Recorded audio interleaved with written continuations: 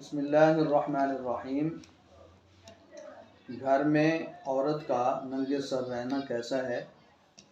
حضرت مولانا مفتی رشید احمد لدھیانوی رحمہ اللہ فرماتے ہیں، عورت کا گھر میں محارم کے سامنے ننگے سر رہنا جائز ہے یا نہیں؟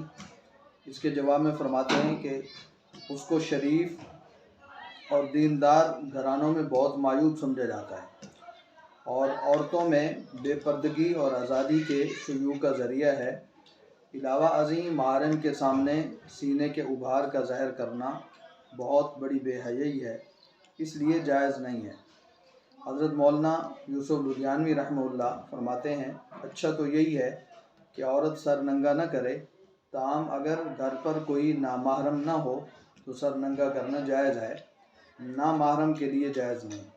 بوڑھی عورت بھی نامحرم کے سامنے اپنا سر کھلا نہیں رکھ سکتی۔